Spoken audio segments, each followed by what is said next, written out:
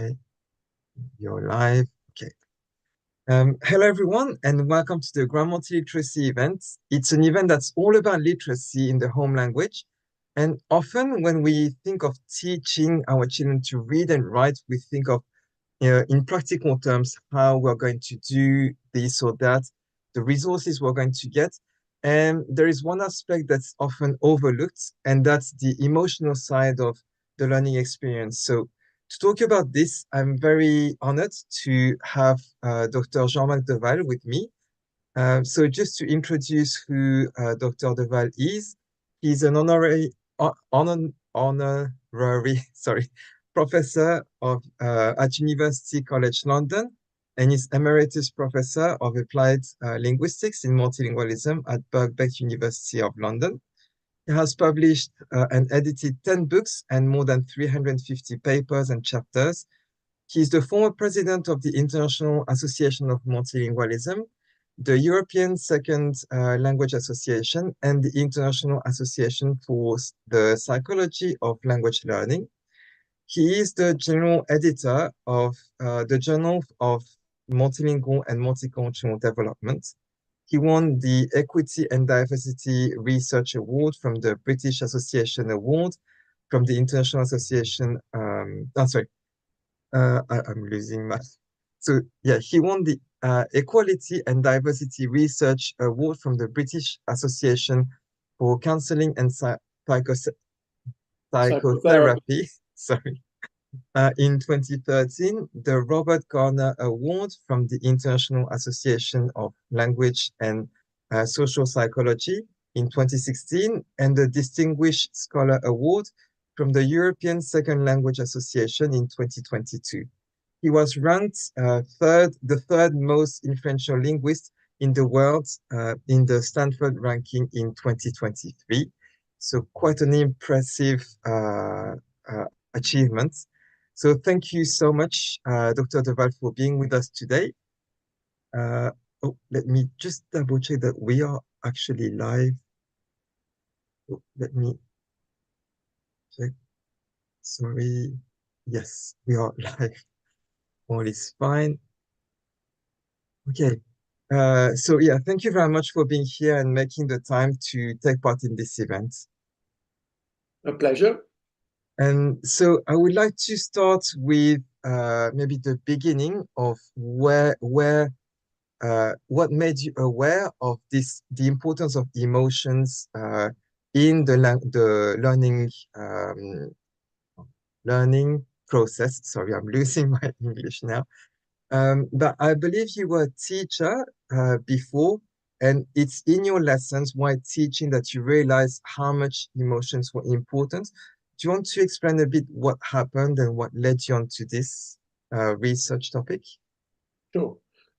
I would go back even further because I was a student at Athénée Royal in Bruges, where my dad was also my French teacher for a year.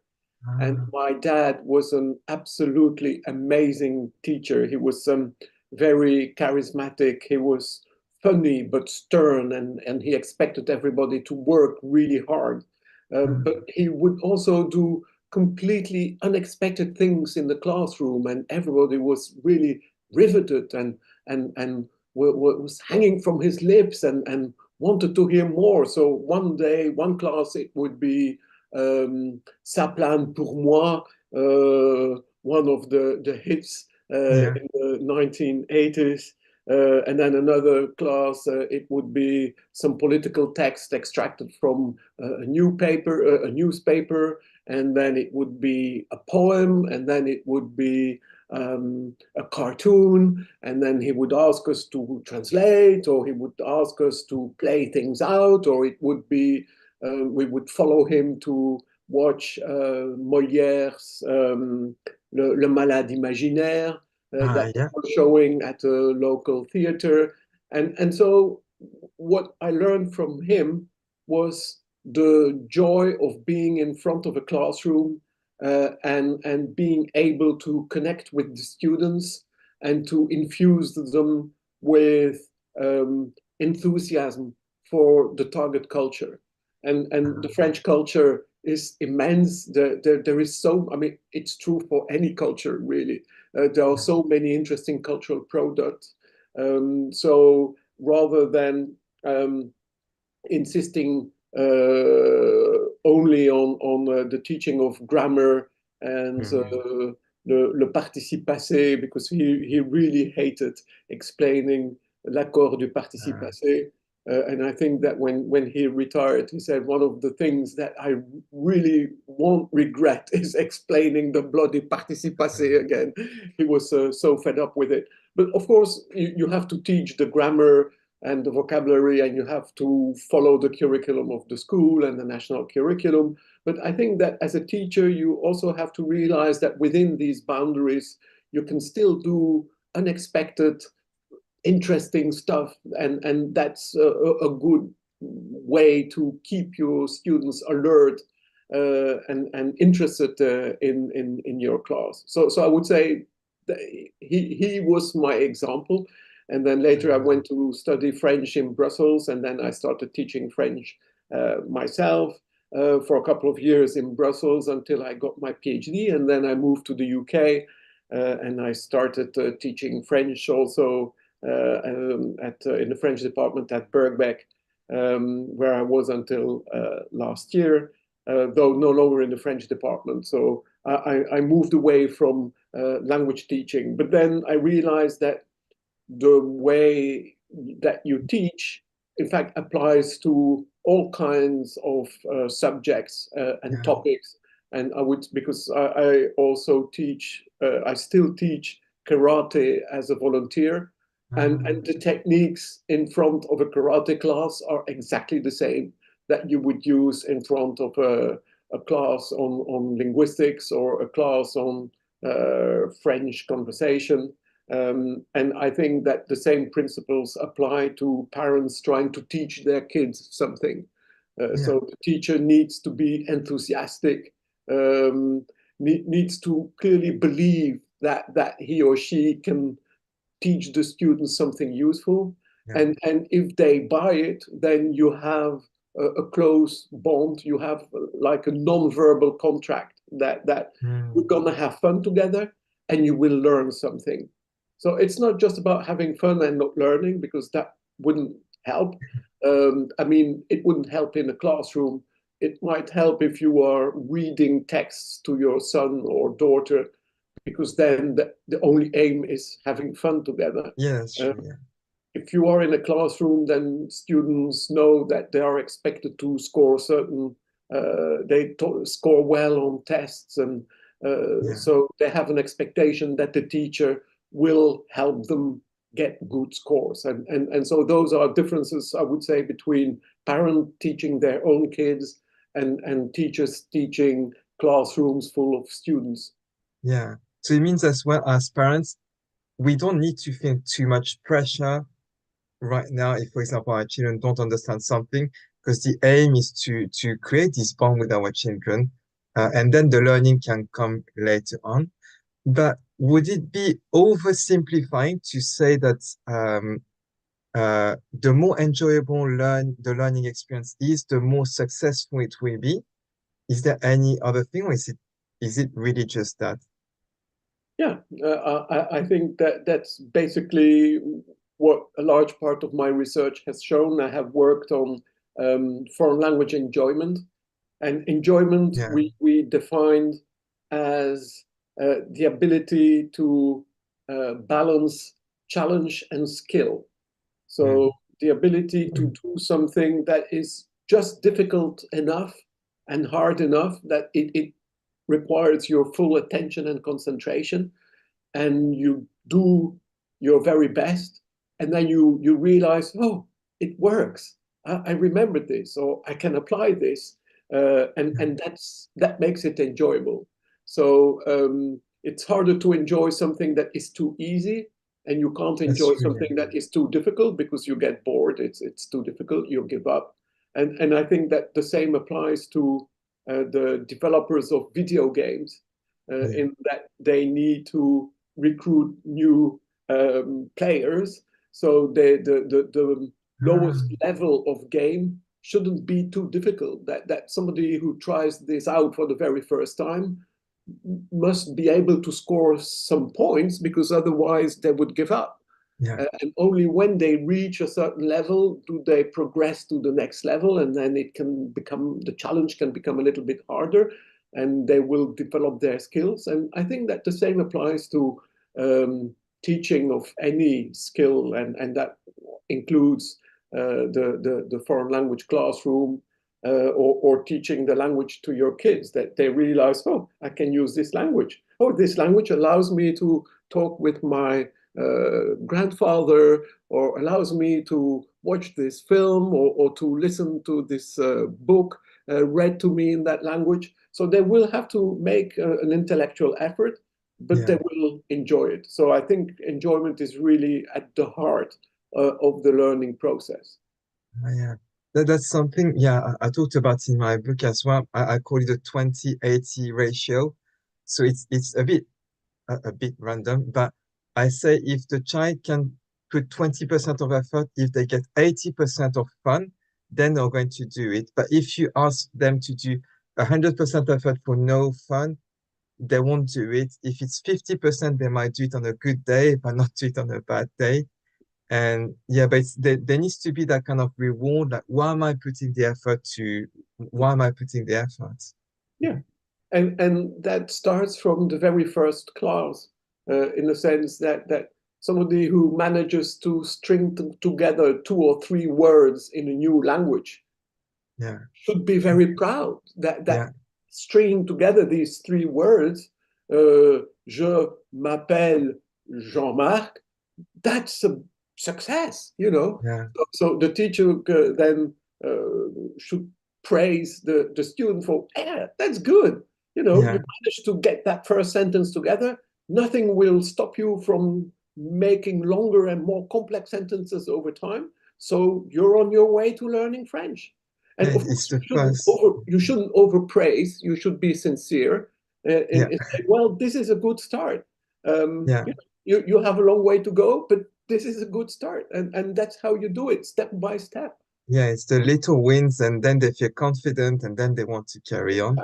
Exactly. You create a positive mindset, and a positive feedback loop, where they feel, oh, I'm doing rather well. Oh, the teacher praised me, and and then you have a positive attitude, and these positive emotions are really crucial. It's part of the positive psychology idea, of the broaden and build model by Barbara Fredrickson. So she says that when learners are in a positive mood, they are able to absorb more information, uh, Mm, and create cognitive resources, compared to being in a negative mood, where you you may be so anxious that you don't manage to retain much of what you hear, because yeah, it goes over you. You're too anxious, yeah, uh, and you feel threatened. And yeah, if you feel threatened, then you develop a tunnel vision, and then instead of being open and absorbing everything, in fact, you're closed off from the world. So yeah. it has all the negative consequences imaginable, because instead of participating and learning, you are typically trying to hide and not learning Protect much. yourself. Yeah. Yeah. Mm. And when I was reading about your research, there were two things that got me really curious. Is you developed an enjoyment scale and a boredom scale. Could you explain what they are, and also how you measure enjoyment and boredom with these? And also, what did you discover through these scales?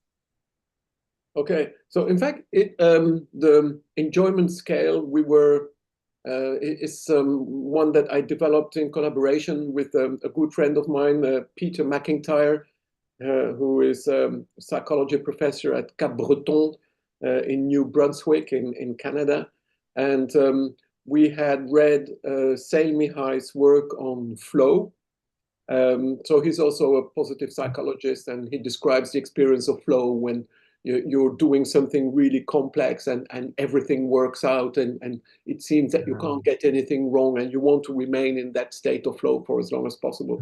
And so Okay. having read that, we realized that below that in fact very strong enjoyment could lead to a state of flow, which is in fact something that we have shown is correct. But even if you're not in a state of flow, you could still be in the state where you enjoy something. Yeah. You say, "Oh, this is hard, but it is fun." You know, I managed to write this text, and I'm pretty proud that I've already written 10 sentences in this difficult language, and you know, so you enjoy this. So we sat down and we said, okay, what could make a student enjoy their class? And we decided that there were basically three dimensions.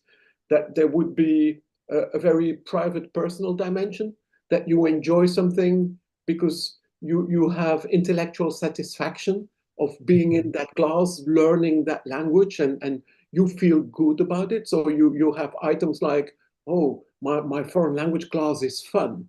That taps into that personal dimension. And then we realize that there is another dimension. It's the people around you, your peers. So are you laughing together with your peers? Are they friendly? Do you have solidarity with them? So that's the second aspect. So that's the social aspect of enjoyment. And then the third one is the teacher. So is the teacher supportive? Is the teacher friendly? So is the teacher... So I would say that you have both internal and contextual sources of enjoyment. And so we created a scale with 21 items that allowed us to collect data through online questionnaires from foreign language learners all over the world. And we have repeated that with different populations. And one of our early questions was whether enjoyment was the opposite end of a dimension with anxiety at the other end. So we wanted to know what the relation was between enjoyment and anxiety. And what we discovered was that they were negatively correlated. So that if you are very anxious, you typically don't enjoy that much. But that the correlation was pretty weak, which means that they are independent dimensions. And we had testimonies from participants who said, "Oh, you know, I was so bored. I wasn't anxious at all, but I wasn't enjoying the class either." So you could have absence of both emotions, and you could sometimes be equally anxious but also enjoy something. Typically, if you are presenting in front of a classroom, your heart starts beating faster, your lips are dry, and you think, "Oh no, I am anxious," but in fact, I'm also enjoying it. So these two emotions are not on a seesaw. So meaning that trying to push anxiety down, if you're a teacher and you try to push anxiety down, there is no guarantee that enjoyment will go up. Yeah. Because these two emotions, together Not, with boredom and excitement, they exist independently of each other. I mean, they are connected, but they are independent. okay. There is Ute who is adding, so it goes with what you're saying about the three dimensions, that the teacher also needs to be enjoying teaching. I guess when we enjoy teaching a class or a lesson, like students can feel it and contribute to it, or to create this atmosphere where they want to learn or they want to speak in a certain language. Absolutely. So the technical name there is emotional contagion. So that if you are the teacher and you are enthusiastic and you radiate positivity, I mean, you are an actor. I mean, you may be lovesick or you may feel a bit depressed that day, or maybe things aren't going all right in your life. But the moment you enter the classroom, you put on a mask. Mask. You are a happy teacher, because if you don't come across as a happy teacher, your students will feel it, and there will be negative emotional contagion. And if you show a depressed face, everybody will be depressed and no learning will happen.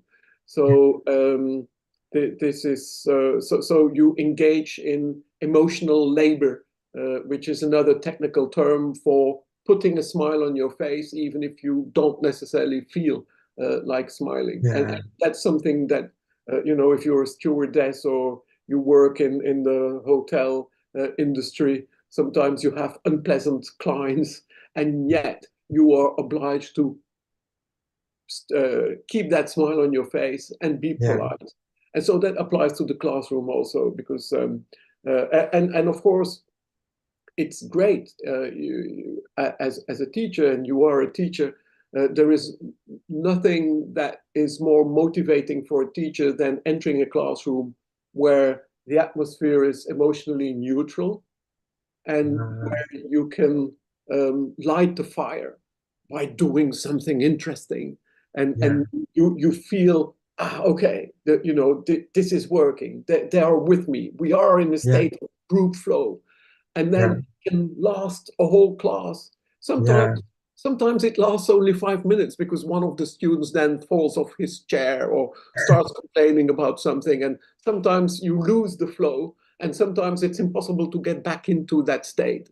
Or maybe two Yeah. students start fighting, and then that disrupts the concentration, and then you're out of flow. Um, but managing to get students in a state of flow, that's really what I enjoyed most about teaching, really. Yeah. Yeah, I feel the same as well. It's like try to find ways to get to there. We have to teach something, but how we're going to teach it is a challenge that I enjoy as well.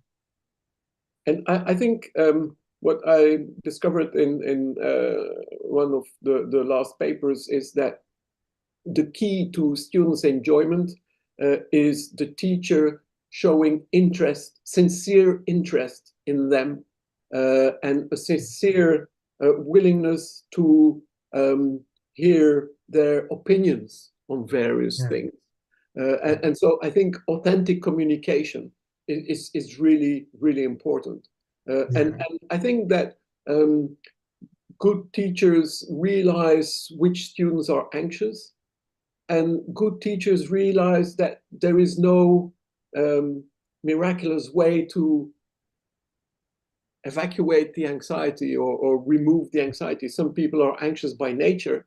There Yeah. isn't anything you can do about that as a teacher. But what you can do is acknowledge that they are anxious and that maybe they need a little more time to Mm. formulate their thoughts. Maybe if Yeah. they stutter, they need a kind of a safe space in the classroom. Yeah. So I remember teaching French, that if you have a positive classroom environment and there is solidarity, then all members of that group know that student X stutters and needs a little bit more time Yeah. to formulate his or her thoughts.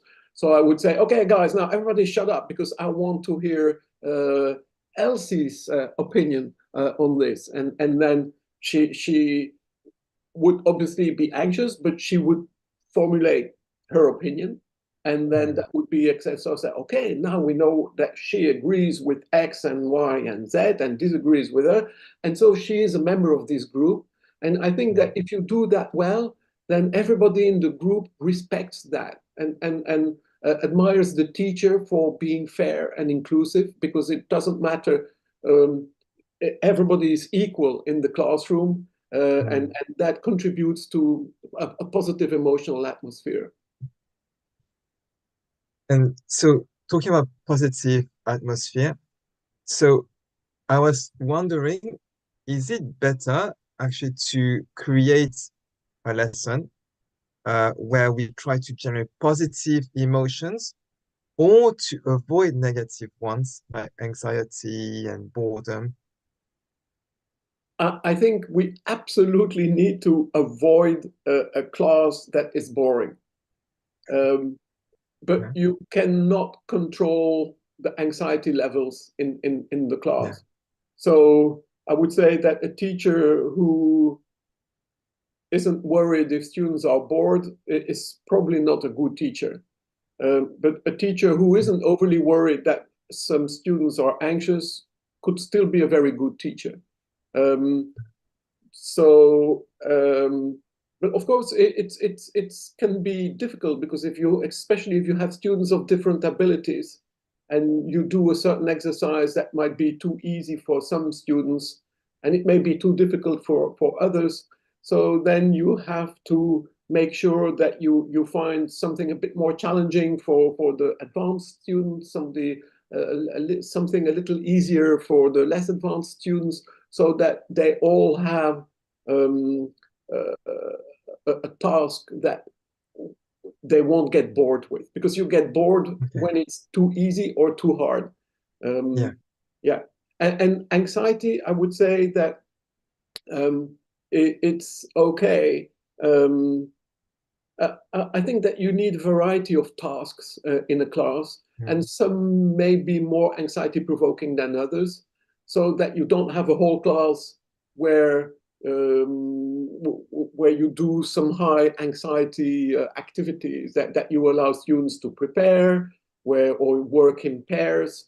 Pair work is very important aspect also. It creates enjoyment. It allows students not to feel too anxious, because they would rather speak the target language with one partner rather than the whole class. Yeah. So talking to the whole class is more anxiety provoking. So as a teacher, if you are aware of that, you can make sure that you have sufficient variety during the class, where also I guess that some students love the buzz and love the noise, but then other students who are maybe more introverted, they prefer Yeah. quiet work. Yeah. So I think it's like a symphony, a classroom, a class, you have quiet moments, and then you have moments with the full orchestra and the choir singing Ode to Joy in the background. But then you can't have that all the time. You Yeah. need to have, I would say, yeah, variation in rhythm and volume during your class. Yeah. And so this event is for both parents and teachers. So I would like to take a bit of time to talk a bit more about the difference between them two, because one thing that I think is very different between when we teach our children to read and write in our home language and when they learn something in school is that at home we don't have to do something, we don't have to give them tests or anything. In school, even if it induces anxiety, etc., it's part of the system. At least in most countries, there is some form of exam or they are challenged in some way. So some form of challenge is good, but too much or too little can be negative. But uh, so, yeah, so actually in schools, are there ways that we could do these exams that would be better than what's in place now, where we have like one big exam at the end of the unit, and this is going to count for whatever. Mhm. I think it's a difficult question, and there is a lot of debate on this. Okay. I think obviously teachers work within a pretty rigid system, Yeah. and the system becomes in a way more and more rigid in that it takes away their autonomy more and more in dictating them what to do. And I would say too much micromanagement. I think a teacher should be allowed to have some freedom in the classroom, but of course, there are limits to that freedom in the sense that the teacher needs to prepare the students for the tests and the exams at the end of the year. So there is no choice there. The students need to be prepared. But what I would say is that you can prepare them without scaring them with, if you don't work hard, then you will fail the test, etc. That's something a teacher should never say. Yeah. Um, don't scare your students. I think that by acknowledging that yes, there is this test at the end of the year, and yes, I'm preparing you to do well on those tests. And that's why we have to do some things that may seem a little bit boring, but you know, it will pay off. And if you manage to maintain that positive atmosphere in the classroom, then that will be okay. Because otherwise, students tend to become too obsessed with the mark they had on the last test or on the grade they might get for their exam. And if they start obsessing about it, then they get in a negative mindset. And then it will be really hard to make them enjoy the class. So I would say that instead of that you can prepare them best to do well by taking their mind off the test and have them practice and do stuff that they enjoy and where they will learn more, and then in the end they will perform better on the test. Now it's slightly different at home, I would say, because children very often don't want their parents also to be their teacher. If you spend the whole time at school, you don't want your parent to start dictations and correcting your for mistakes in your language. It's probably too much. My dad tried to teach me Latin, and I absolutely hated it, and hated. Although I studied Latin until I graduated, I have always hated it. So it can be counterproductive as a parent to say, you know, I will teach you my first language. If the child hears parent plus teacher, so I think the parent needs to be a bit smarter and you know, like I read books in French to my daughter Livia, who is 27 now, and we just read fun books that we really enjoyed together. And it would be the thing that we did before, you know, as she was in bed, and I would read to her and say, wow, what happened? And it was Le Comte de Monte Cristo, Alexandre Dumas. And I had forgotten that there are some parts of that story that are totally inappropriate for kids. So sometimes I had to skip a page or two, and she would notice. She said, Papa, qu'est-ce que tu fais? Je dis, oh, ben là, c'est un peu ennuyeux, je passe un peu, tu liras ça plus tard. But the thing is that it was the thing that we always did together before sleep, before her going to sleep. And it was like a sacred ritual, and we both enjoyed it. And so I would help her occasionally if she asked for help for her French homework, but she hated asking for help. But then in the end, you know, she kept using French, and then we watched films in French, and obviously we went to see the family back in Belgium, and so she could use her French and realize that. And she was lucky in a way that French was then later also taught at school, so she realized that it had social and economic value to know French. And so she maintained her French, and she ended up studying French and linguistics at Oxford. So I guess I did a good job. Yeah, and that's something I'm going to talk about tomorrow as well in my session on that, how we can teach our own children, because it's even for us teachers, it's difficult to teach our children. Yes. Especially I guess when we're parents who are teachers, we think, I know how to teach this. And when we try to do the same thing with our children, it doesn't work.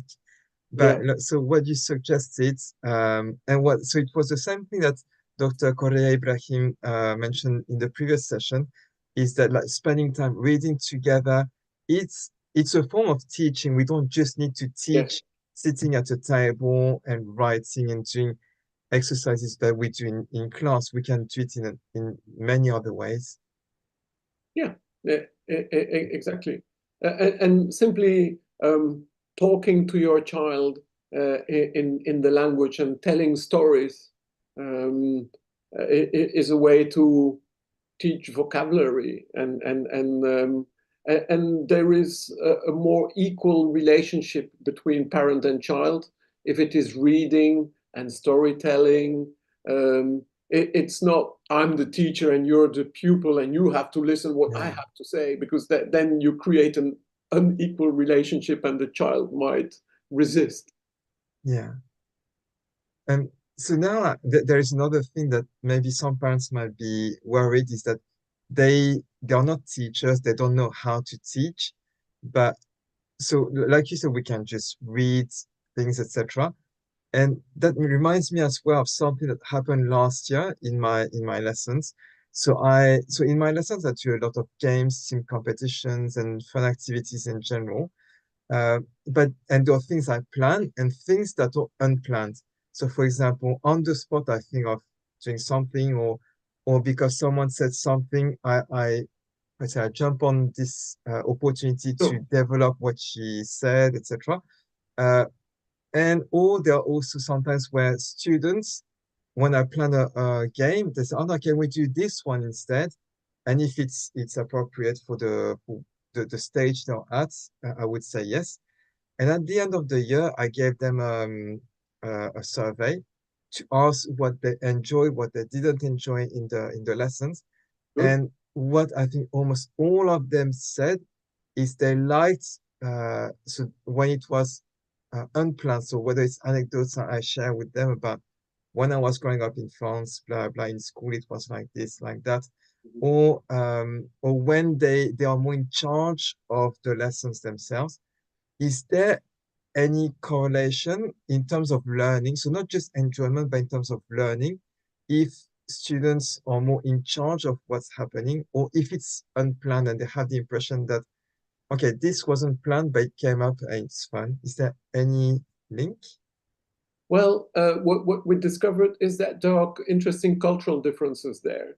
That in the Western classrooms, students quite like teachers who are quite unpredictable. Um, in Arabic and Chinese context, there they prefer teachers who are very predictable. So Okay, there is a cultural difference there. Um, and what is universal is that enjoyment is very often linked to a degree of autonomy. So we found exactly what you found in your classroom, that in asking students to tell us in detail what they had enjoyed most in their foreign language class, there were typically activities where the teacher had told them, okay, now prepare this, prepare an interview or do something with one or two classmates and allow them to work on their own. That's something that was absolutely that was mentioned most frequently as being highly enjoyable. So I think that also works in different environments. If you give the students clear instructions on what it is that you want them to do, and then you turn your back on them and you observe from a distance to see whether they are doing what you ask them to do. But if they are, don't intervene. Allow them to try things out and fail maybe, and without your constant supervision. yeah, okay. We have a question from Uta who is asking if you could please share about cultural differences between ways of teaching with more or less emotions or enjoyment. So this is a relatively new topic, so there isn't that much research on this. Okay. I think, and it's difficult because um, learners' emotions are influenced by contextual factors, the classroom they are in, with the peers and the teacher, but also the school they are in, and the politics in the school. So is it okay to have fun or not? Yeah. And then the wider political and social and cultural context. meaning, what does society think about the language that you are learning, about the target language. So, for example, if you are a foreign language learner of Russian these days, and you are, say, somewhere in the West, then it's hard to learn a language and realize that if you tell anyone, oh yeah, I have to study my Russian, then people will say, huh, Russian, why do you study Russian? Russia has invaded Ukraine, and then it becomes political, and so learners, that might affect the enjoyment that learners have in learning a language if that language becomes the language of the enemy, and there isn't much they can do about that. So it's the same if you study English in Iran. Well, they hate the West and they hate America, but of course the government hates America. It doesn't mean that all learners would hate America, but they would have to be careful. So there is this entanglement, I would say, between different types of attitudes and political attitudes, and also educational customs. So, for example, in China, the teacher is much more prominent in the classroom than in the West. So it means that everybody is really around the unquestioned authority of the teacher. So the teacher is really omnipotent, whereas in the West, it's okay to question the teacher, to say, well, are you sure, teacher, that is the best way? I mean, we accept that is okay. We accept the change. We would encourage it, like for them to have their own thoughts. Exactly. We may encourage them to do that. So it means that for a Chinese student then to come into a Western classroom is an unsettling experience, because they realize that the dynamics is very different, that the social relationships are very different. And so things that may be considered perfectly enjoyable in the West may not be considered enjoyable in China. If the teacher is supposed to be predictable, then they will hate an unpredictable teacher. Yeah. Okay.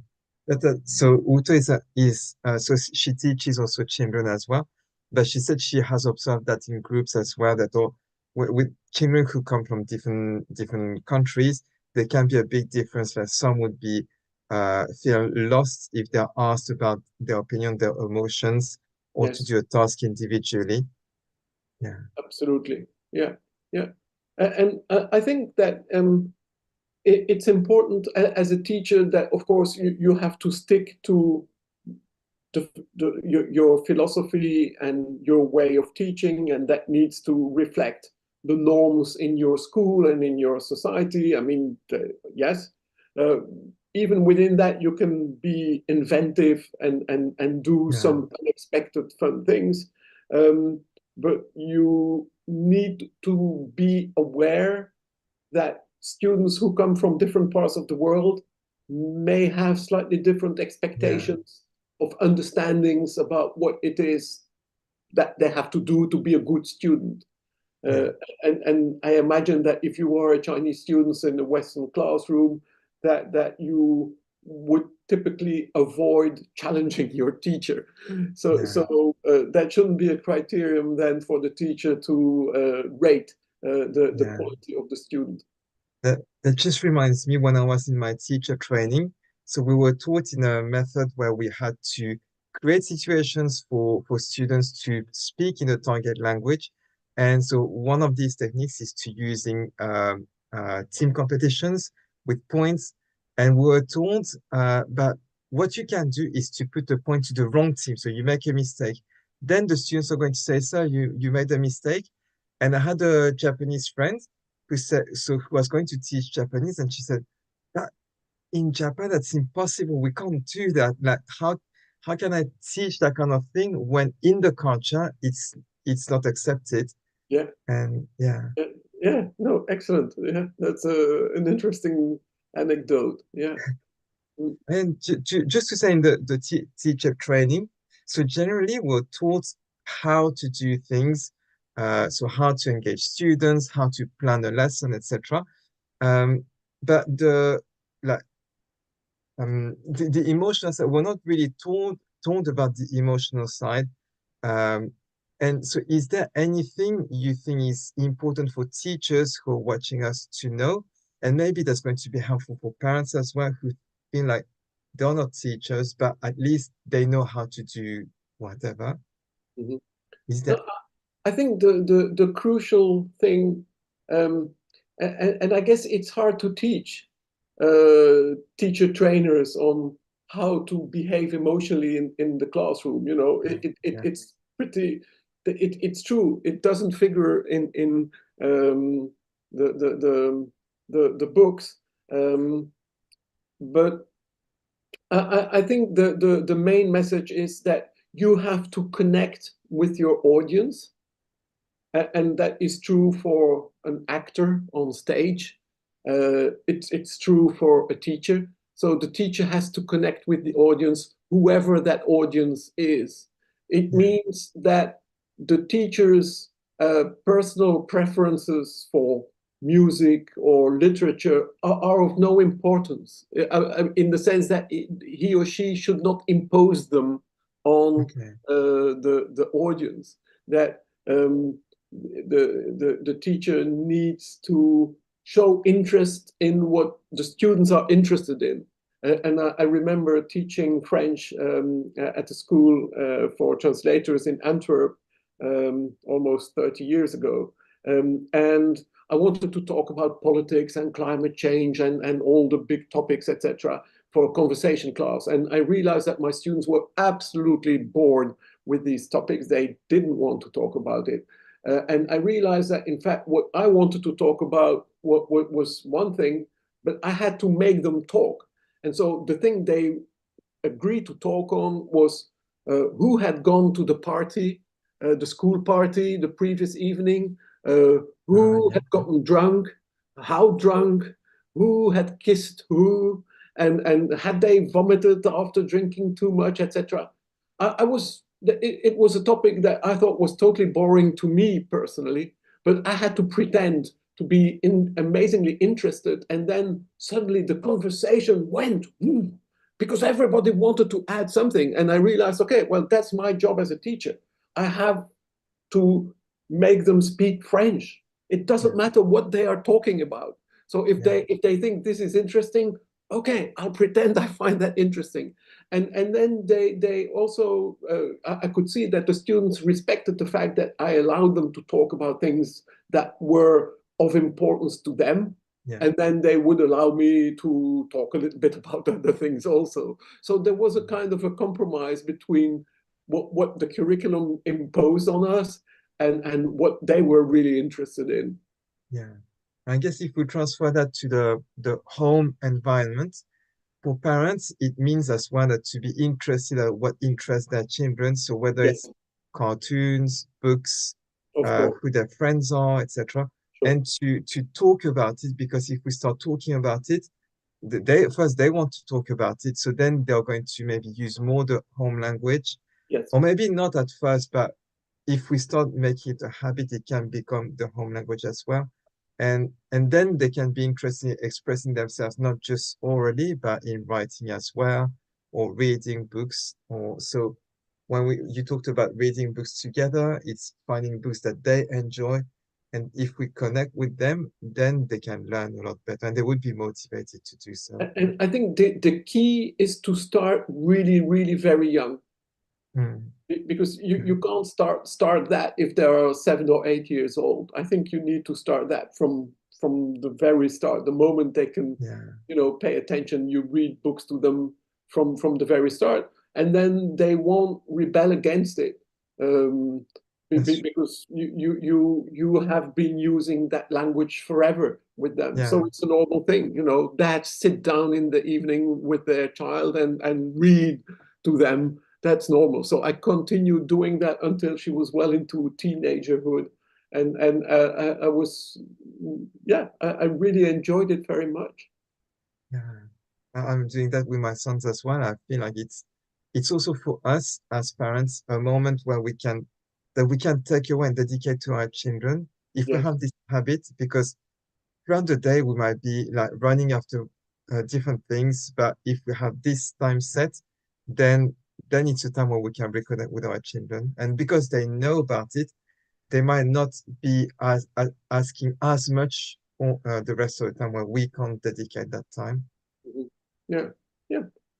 I think it's a very healthy habit, and it's a very good way to impart the language with your children and the cultural richness of the culture behind that language. Yeah. And it's also a good conversation topic then, why did this character say that or do that? Or, Yeah, could he have done something different? And it helps your child gains insight in how people within a certain culture think and behave, and realize that, maybe we wouldn't do that today. Maybe that was okay in the 19th century, but we wouldn't do that, or allow this, or we would challenge somebody who does that or says that. And yeah, that's the kind of conversation you need to have as a parent with your children, and as a teacher with your students, I guess. yeah.